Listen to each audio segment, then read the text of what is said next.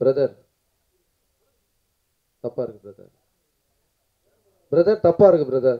ஒன்னு தெரியுமா? ஒரு நிமிஷம் சைலன்ஸ். உயிரை விட்டு உழைச்சிருக்கேன் தலைவா. 7 நாள் நைட்டு 10:30 மணிக்கு பணம் இல்லாத போது என் வீட்டுக்கு சொல்லி அனுப்பி பணம் கண்டிப்பா வேணும் சாப்பாட்டுக்குன்னு சொல்லும் போது ஒய்ஃபுடைய செயின் அம்மாவுடைய செயின்லாம் வச்சு கொடுத்து ரொம்ப போராடி இருக்கும். ரொம்ப கேள்வி கேட்டீங்கன்னா நல்லா இருக்காது பிரதர்.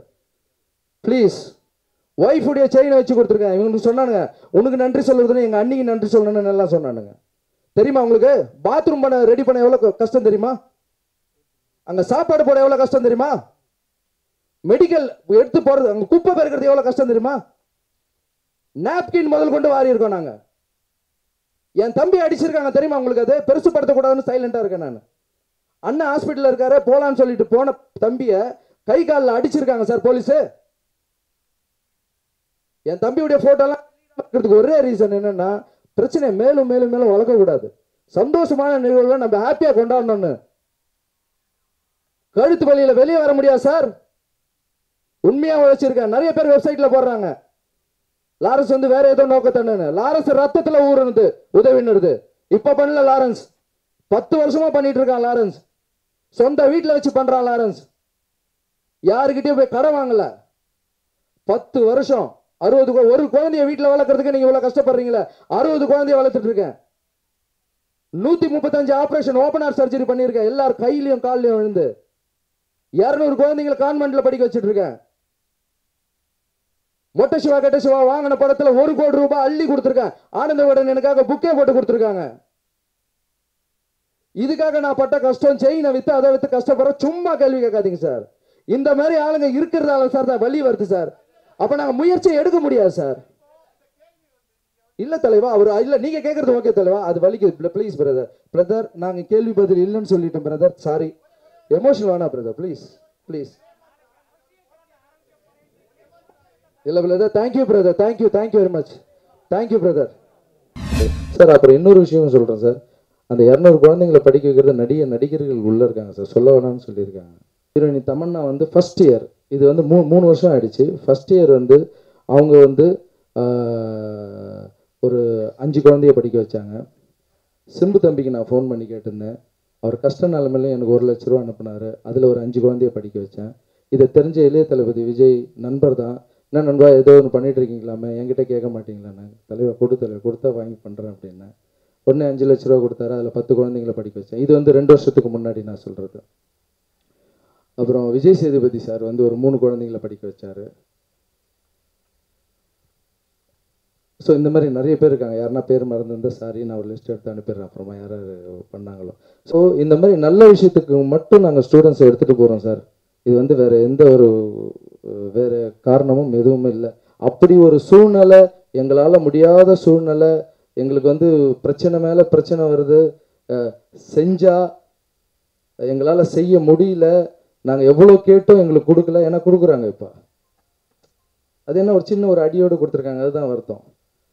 செஞ்சதெல்லாம் நாங்கள் கேட்குறதெல்லாம் கொடுக்குறாங்க, எங்களுக்கு வந்து கொடுக்க மாட்டுறாங்க. ஒரு சில காலகட்டத்தில் அப்படி ஒரு சூழ்நிலை வந்ததுன்னா நாங்கள் கேட்குறதெல்லாம் கொடுக்க மாட்டுறாங்க. எங்கள் மாணவர்களுக்கு எல்லாரும் இது ரொம்ப அநியாயம்னு படுது, இது வந்து ரொம்ப தப்புன்னு, இதை வந்து நம்ம இப்படி மாற்றி தான் ஆகணும்னு மாணவர்களும் இளைஞர்களும் நினச்சாங்கன்னு வச்சிங்களேன், அவங்க ஆசைப்பட்டா அப்போ நாங்கள் முடிவு எடுப்போம். ஸோ இப்போ எங்களுக்கு எந்த ஐடியாவும் இல்லை. அப்படி நாங்கள் ஒரு முடிவு எடுத்து நாங்கள் பண்ணால் எல்லா தொகுதியிலும் இளைஞர்களும் மாணவர்களே நிற்பாங்க.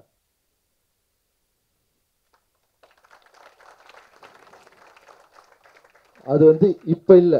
அது வந்து அப்படி ஒரு சூழ்நிலை எங்களுக்கு தள்ளப்பட்டு கடவுள் அப்படி ஒரு அமைப்புக்கு அப்படிலாம் ஒரு சூழ்நிலை வரக்கூடாதுன்னு தான் நாங்கள் நினைக்கிறோம். நாங்கள் தர்மம் இந்த படம் இப்படியே தான் இருக்கும். அப்படி ஒரு சூழல் வந்தால் அப்படி வர்றதுக்கு வாய்ப்பு இருக்குது. அப்படி வந்தால் எல்லாம் ஸ்டூடெண்ட்ஸாக இளைஞர்களாக தான் இருப்பாங்க. செல்லம் உன் பேர் என்ன செல்லம்? என்னம்மா? இல்ல அந்த மாதிரி ஒரு முடிவு நாங்க ஸ்டூடெண்ட்ஸ் எல்லாரும் எடுக்கிறதா இருந்தா கண்டிப்பா யாருன்னு நாங்க சொல்ல மாட்டோம். அது மாதிரி யாருன்னு நாங்க தான் தேர்ந்தெடுப்போம். அது எங்க கையில தான் இருக்கு. ஸோ அண்ணனும் வந்து ஒரு தமிழரா தான் எங்க கூட சேர்ந்துருக்கிறாங்களே தவிர வேற ஒரு தனிப்பட்ட இதுல சேரல. அப்படி ஒரு முடிவு எடுக்கிறதா இருந்தா ஒட்டுமொத்த தமிழ்நாட்டில் இருக்கிற மாணவர்கள் இளைஞர்கள் எல்லாரும் சேர்ந்து தான் முடிவு எடுப்போம். வேற எல்லாம் என்னென்னவோ சொல்லிட்டு இருக்காங்க. வெளியே ஏதோ கட்சி ஆரம்பிக்க போகிறாங்க.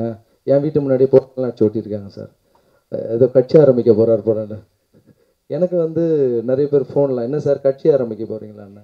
ஸோ நேற்று நம்ம நண்பர்கிட்டையும் நம்ம இளைஞர்கிட்டையும் மாணவர்கிட்டையும் பேசும்போது அண்ணே ஏதாவது ஒன்று பண்ணணும்ண்ணே, நம்ம இது இப்படியே பேசிகிட்டு இருக்காங்கண்ணா அப்படின்னா நேற்று நாங்கள் எல்லாம் சேர்ந்து டிசைட் பண்ணோம். இப்போ எனக்கு பார்த்தீங்கன்னா ராகவா லாரன்ஸ் ரசிகர் மன்றம் நற்பணி மன்றம்னு தனியாக இருக்குது. அது ரசிகர்கள், அது வேறு.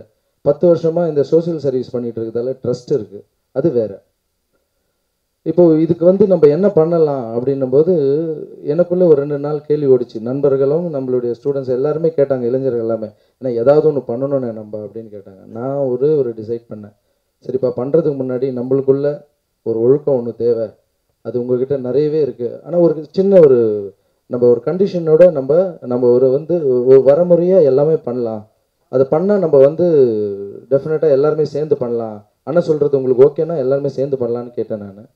சரிங்கண்ணா சொல்லுங்கள் அப்படின்னாங்க. முதல்ல நம்ம ஒரு ஃபார்ம் ரெடி பண்ணி அதில் நான் எந்த கட்சியும் சேராதவன் நீங்கள் சைன் பண்ணணும்,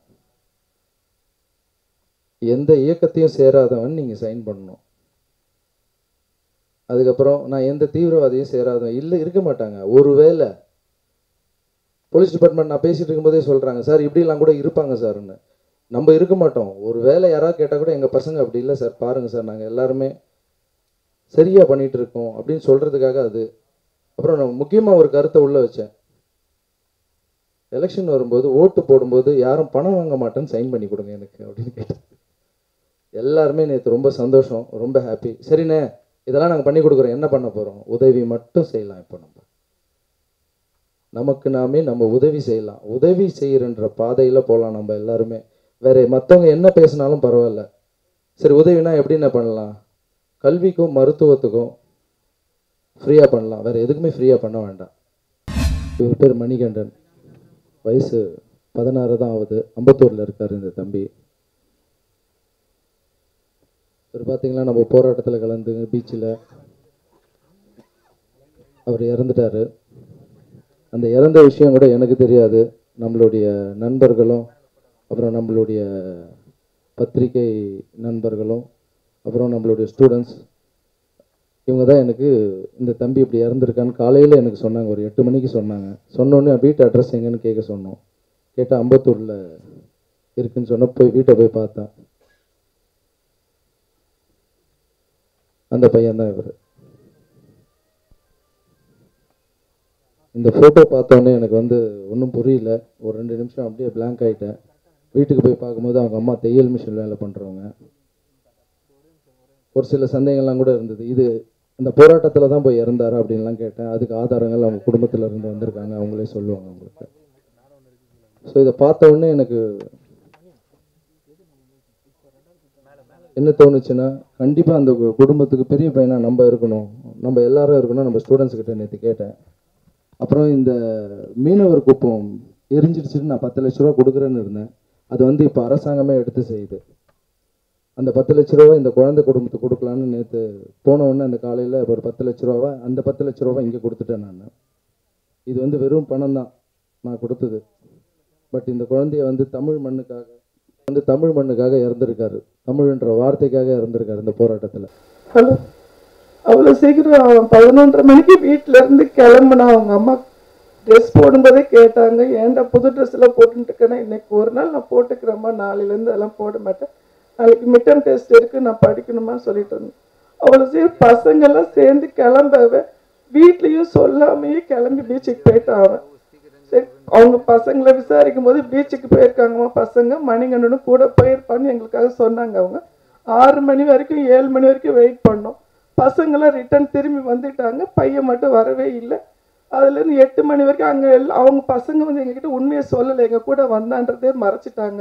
அதுக்கப்புறமா போலீஸ் ஸ்டேஷனுக்காக போகிறதுக்காக எல்லாம் கிளம்பி 10 மணி வரைக்கும் தேடிட்டு அதுக்கப்புறம் அங்கே இருக்க அம்பத்தூர் போலீஸ் ஸ்டேஷனில் போய் பண்ணாங்க.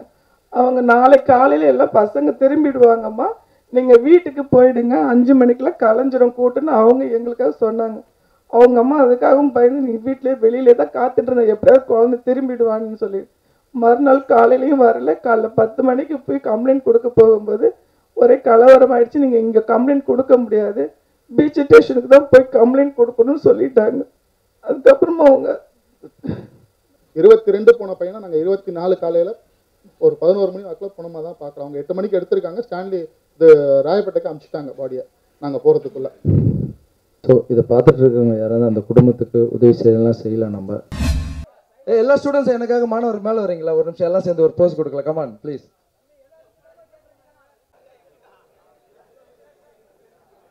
சார், நான் வந்து இப்போ அரசியல் செய்யக்கூடாதுன்னு சொல்லல. இந்த இயக்கத்தில் தர்மம் பண்ணலான்னு ஒரு பாதையை எடுத்திருக்கோம். மறுபடியும் சொல்கிறேன் ஐயா, அரசியல் பேசாதீங்கன்னு சொல்லுங்க ஐயா. எந்த அரசியல் கட்சியிலையும் சேராதீங்கன்னு தான் சொல்கிறேன். ஏன்னா ஒரு பக்கம் வந்து அங்கே குழப்பம்லாம் வந்தது காரணம் இருக்குது பார்த்தீங்களா? ஒவ்வொருத்தருக்கும் ஒவ்வொரு கருத்து இருக்கும்.